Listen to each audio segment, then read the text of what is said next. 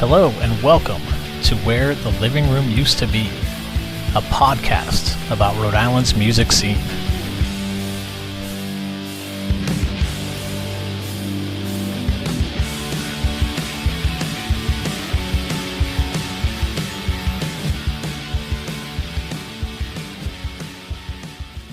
Hey everyone, it's James. On today's episode, musician and director Chuck Staton shares how he's made it through some tough times while working with others in creative spaces. If you listen to the end, you'll hear Senior Discount's VBW song, which is a prime example of this. Plus, he shares how to work past self-doubt and how you can best set yourself up for success. Chuck also shares a story about an interesting feud between a couple of his famous bosses I think you'll want to check out. Thanks so much for listening. If you enjoy the episode, please tell a friend and leave a rating or review wherever you're listening right now. Can you share a piece of music advice that may have been given to you from like a mentor, one of your bandmates, someone just at a show, just someone else that they shared with you that stuck with you that you'd like to pass along now? So it's interesting. I know we have two questions going on. One is that, and then one was from my own experience of playing music, what piece of advice would I give? And it's all mixed together. Okay. One thing I realized when we went in to record our first full length, which was called There Were Four Who Tried, we had a lead guitarist named Tom, and he would always play this lead on this song. And it was great live and stuff, but in the studio, he just couldn't get the rhythm perfect. Mm-hmm. And we kept doing it. And finally I was like, can I have a try? And I did do it. And it was good. It was all set. And he was livid. He was so mad. Oh, really? That I did it. And one of the things, I think because we had to talk it out afterwards, because he was mad, because we had more stuff to record. So we talked about it later that night and stuff that we kind of had to figure out on our own was when you're in a creative, community, like let's say it's a band, it could be a writer's room, it could be whatever, you really got to prioritize the project over the ego. And I think we all have gone through that. Myself, my buddy Brad, who writes with comedy with me, Christian, my drummer, Kevin, our old bassist. It's kind of like you, as much as you might feel some ownership over a guitar lead or a harmony or a rhythm, whatever it is, you have to prioritize the ending project. And so whenever you feel like, well, yeah, that's good, but I was supposed to do that. Or, yeah, that's the best thing, but I came up with this part that I want to put in. I think that everybody goes through the process of wanting to be the person to contribute in that way and being kind of like hurt or sad or annoyed or whatever that your thing didn't get through or your playing didn't get through. But I think that the faster you go, first of all, we're not even going to care in a year. We're going to say we want this to sound as good as it can get, or we want the song to be as good as it can be. Yeah. You just get to the point where you lose the ego and prioritize the art and walk into projects before you do them, like a song or a full album. It could be anything, saying no matter what, the best idea wins, the best performance wins, the best thing for this project always wins over, well, I came up with this or I want to do this. It's always the best version of it wins. And that was more learned. And then the piece of advice that I got, I'm breaking the rules a little bit, I'm really sorry about this. It's not from a guy in the music world, it's from a guy in the film world. Yeah, no, it's good. And his name is Jeff Tremaine. He's the director of Jackass and all the Jackass movies. And I got to interview him at the Tribeca Film Festival a few years ago. And one of the things that I always struggle with, and I feel like people making Jackass must struggle with more than anything else, this goes for music, film, is when you do something that you're really proud of, how do you go into your next thing when you know, like, I don't know if I can top what I just did? Like if you write your favorite, if you write for music if you work on songs for 10 years and then you write a song that you feel like is your best song, when you go to write the next song, you have to have in your mind a little bit like, well, this isn't going to be the best song. It took me 10 years to do that one. I got you. Yeah. How do you move forward? And with Jackass, I think it's even harder because they've been really successful, but they're doing things that are so risky and violent and scary. And I said to Jeff Tremaine, I was like, how do you guys feel like we're going to keep topping what we did? How do you keep doing that as a creator? And he said for a long time, he worried about that and he thought about it all the time and he was nervous about that. And eventually he got to the place where he thinks that people who do creative projects should just make the next best thing they can make and not ever think of it as I got to top the last thing. Make the next best thing you can do. And I've always tried to keep that in mind with music, film, everything I work on. I think it's really great advice. And it's weird because it seems kind of obvious, but I think until someone says it, especially someone successful like him says it, it's hard to have a grasp on that. You know what I mean? So yeah. Oh, yeah. That was really helpful. Yeah. I mean, have you, obviously you got to work with Kevin Smith, as you had mentioned, iconic director, I would say. Is that something that you've connected with him on as well, or like how has your relationship been with him? Because I mean, he kind of came out with Clerks he's pretty quick, and then it's like obviously he's done some other amazing things, but that one just seems like, oh, I know. Like, now what do I do, like his career is really funny because like Clerks was beloved and then Mallrats was hated and then Chasing Amy was beloved, and it's like dude. And it's funny because like now looking back at those movies, you're like, they're not that different. Like the people that hated this thing, it's like, how did you like this other thing? He's been really cool. I mean, to me personally, he's been really, really positive. From my point of view, I think this is just from what I have gathered. So, I'm not speaking for him or anything. I felt like for a long time, Kevin was trying to be in the mainstream as a director, just like Quentin Tarantino, just like Judd Apatow, in the comedy world. And I think that for a long time, it was, Clerks, Mallrats, Chasing Amy, Dogma, Jay and Silent Bob Strike Back, and Cop Out, and all these other things where he was trying to move up. And I do think there was a real clear delineation. And my guess is that it happened at Zack and Miri Make a Porno, where he said, you know what? That's not my goal anymore. My goal is to do what I think is good and do what I think is fun and do what the audience that already cares about me is going to be happy to see. And I think that and to me, that is exactly the same thing as that kind of lesson. And I think it was pretty clear that he did that, which maybe was the best movie he could make, because now he has this very, very passionate following. He has a movie theater in New Jersey called Smodcastle, where he just constantly does events, mostly based around his entire film history. Now that he has, I don't know how many movies under his belt, maybe 16 or something like that.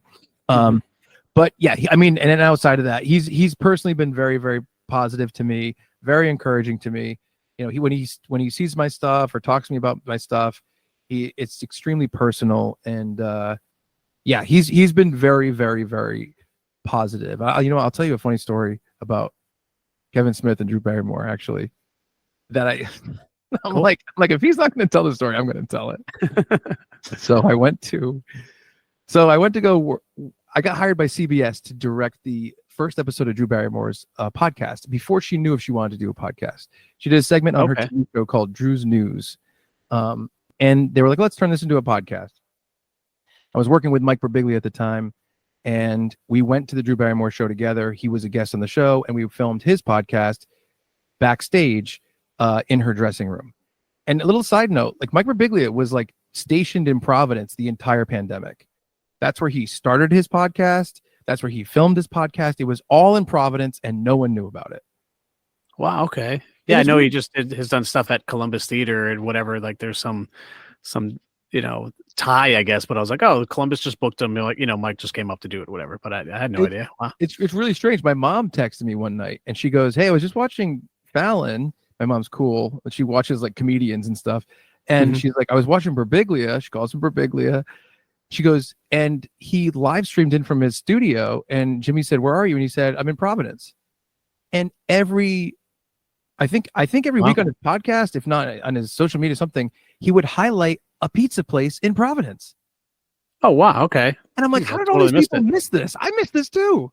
Yeah. That's how I started working with him, was kind of that connection. But Drew Barrymore, she wanted to do the podcast, and I happened to be filming Mike's podcast, and I, the staff was really nice, and we got along really well. So they called me back in to direct her pilot episode of her podcast.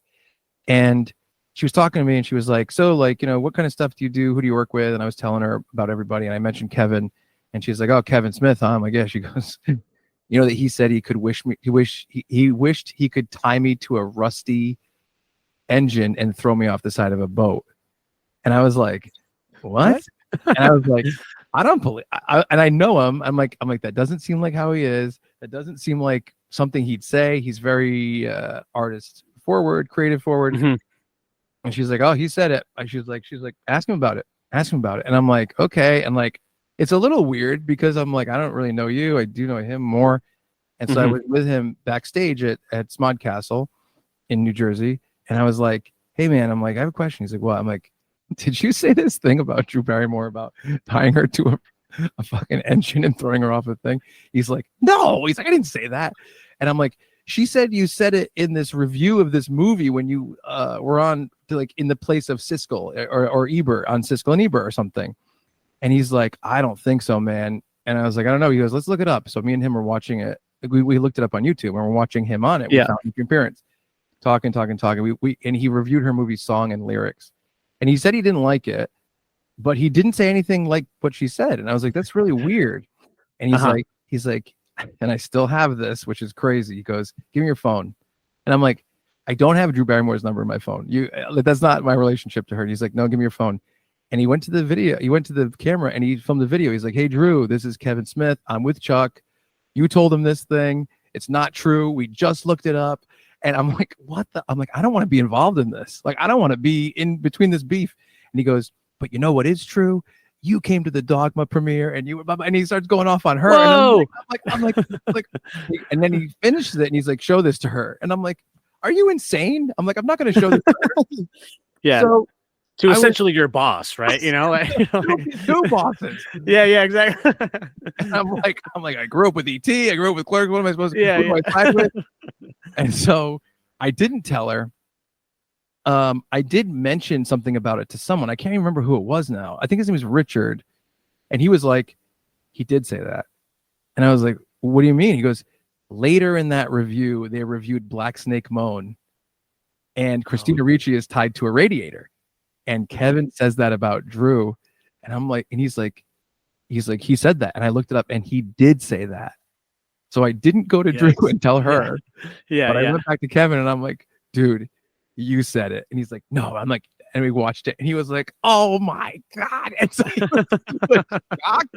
And I'm like, he's like, delete that video. And I'm like, yeah, sure I will. And of course I still have it. And I will keep it for the rest of my life because it's hilarious. Yeah. Wow. Incredible. Yeah. So funny. But he's been very, very kind to me personally. That's great. And not to Drew Barrymore in that one instance, but I think he would not say that kind of stuff now. Yeah. Cool. I did want to actually like circle back to your, original point of, doing the best thing for the project. In those instances, like, how do you move on from that? Like those times that you're coming in, you're like, my idea is good. Like this is the best part to the song. Mm-hmm. This is the funniest joke, and when you're doing those collaborative pieces, what has your experience been like changing that thought, changing that away from like, I guess the joke wasn't that good because this other, like, what was that? What has that been for you? There's, I've so many specific examples. There's a really easy one right off the top of my head where we have a song called VBW Song from Senior Discount, and there's a big bass line during the breakdown that I wrote, and it basically goes doon it doon it doon it doon it doon it. And Kevin, who played bass at the time, and he was the bassist, he wanted to change it so slightly, and I was like, no. That's not the way it is. I wrote it this way. It's got to be this. And he's like, this makes more sense. This is better. And I'm like, I wrote it that way. We're playing it that way. And we just always put it to a vote. Mm-hmm. Which one is better? We're there's 4 musicians here, or in the writer, if it's me and Brad and Ray writing stuff, there's 3 writers. What's the best one? We took a vote. His bass line was better. And I said, fine, and I pouted. But that was in 2005. Yeah. 2024 Chuck is like, yeah, yours is best. Whatever. We took a vote, and let's say now, even if I did think my version was the best, if we all took a vote and we're all part of this, you just do the democratic thing. And let's say for some reason, and storm the Capitol. Yeah. Exactly. Just do that. Yeah. You just claim it's wrong. And then you storm the Capitol. It's just, yeah. No, I think that Chuck was right. So. with your elk horns. But, yeah, exactly. No, I think, and if there is some sort of tie or you can't make a decision, I think then you talk about the mechanics of why. You might say, well, think of the rhythm of the drums at this point in time. Think of this, and you kind of walk through that kind of stuff. And if you can't just settle on, we took a vote between the people here, and this is the best thing. I think you talk about it and say, well, why do you think this is the best thing? And a lot of times, if someone's argument boils down to, well, that's how I wrote it, then that person has to take a back seat to the best thing. Mm-hmm. That's my opinion personally. Yeah, that's good. Yeah. And then with this, I always want to ask, because I'm curious as to what inspires musicians. And it doesn't need to be just within music, as the artist that you may be looking at, but just what inspires you in general, like in life. I think that a big thing that I've always talked about, and I talked a lot about it with my buddy Brad, who we've been creative partners on so many projects over the past, I don't know, I'd say about 15 years, is the idea of creating wars to win. And I think this is great for a personal life, for a creative person. The idea of saying, I'm me, and I have, especially if you're a creative person, you have a lot of thoughts and a lot of feelings. What is the thing that you think you can't do? Just by a little. It's just a little bit out of your grasp. I think that's what inspires me a little bit to continue to do things, or to move forward, or even to start the band, start the podcast, start doing videos, start working with this person I look up to, or take this leap. I think the idea of saying, I'm building myself, I'm building the story of my life. Who do I want to be? What do I want to be? And if I'm a 16-year-old kid who loves punk rock, and I think it'd be awesome to do that, and I love singing, and I love guitar, what is the war I should win? It's doing that. It's being that person and figuring that out. And I think that that's always been a thing to me. But along with the wars to win thing, I think whatever's in your heart is going to lead that. It's going to lead what your war is to win. You know what I mean? What do you love? Are you a guy that sits home and obsesses over horror movies and thinks they're awesome, and suddenly you have an idea for one? You know what your war is to win. Go win the war. That's the inspiration to me. Yeah, that's cool. Chuck, thank you so much. It was really cool to hear this this take on things and the stories you shared. Thank you for doing that. I appreciate it very much. Oh man, thank you so much for having me. I love this kind of stuff. I love it. And I appreciate what you're doing. I think it's awesome. I hope you do it forever. I'm tired, Chuck. But yeah, I'll try. That's great.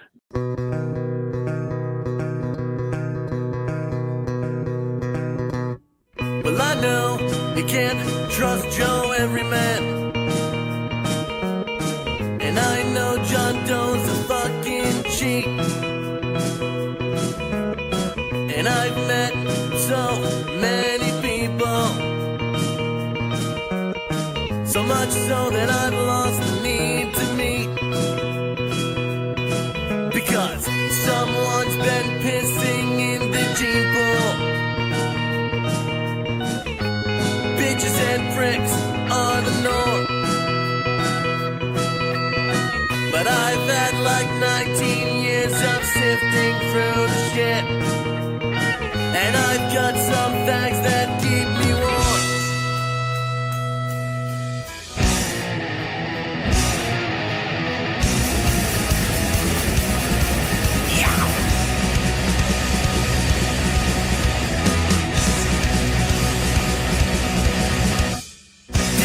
Punches. No, let the trust punches. Go. We light the eyes up and hit them rough. Hit the bass and pause on the rhythm.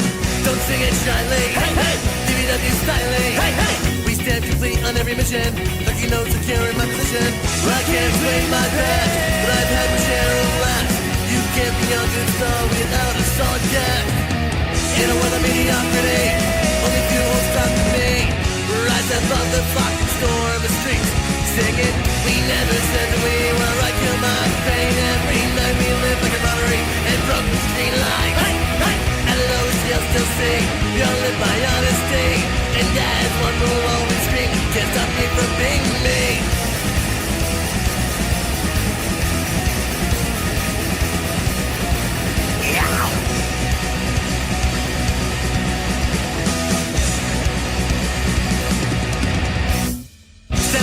Discount. No. Rock it out with a discount. Go. If pessimism don't do no damage, we're made fresher than a crinkle sandwich. You got some of the truck ball. Hey. I listen up for a Rockwell. Hey. If you can't feel the love of our ways, well, sir, we never wanted you anyways. I can't explain my past, but I've had my share of laughs. You can't be a good star without a solid cast. You know we're the mediocrity, only few will stop with me. Rise above the fucking storm, the streets singing. We never said that we were right. Kill my pain every night. We live like a robbery and broken street lights. At lowest you'll still see, you'll live by honesty. And that is one will always scream, can't stop me from being me.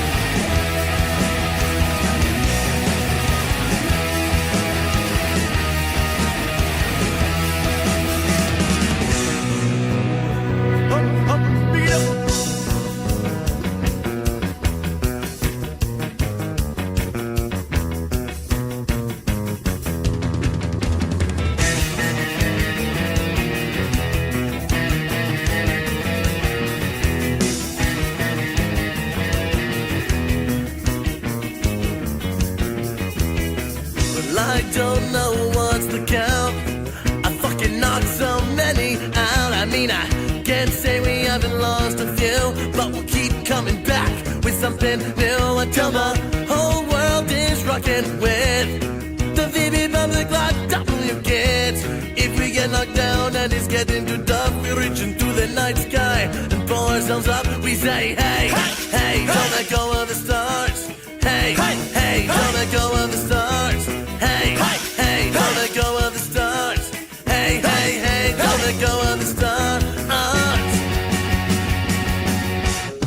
I can't explain my past. I've had my share of laughs. You can't be a good star without a salt cast. In a world of mediocrity, only few will stuck with me. Rise above the fucking storm, the streets singing. We never said that we were right. Kill my pain every night. We live like a robbery and broken street lights. And lowest you'll still see, you'll live by honesty. And that is what will always scream, you can't stop me from being. We never said that we were right. Kill my pain every night. We live like a robbery and broken street lights.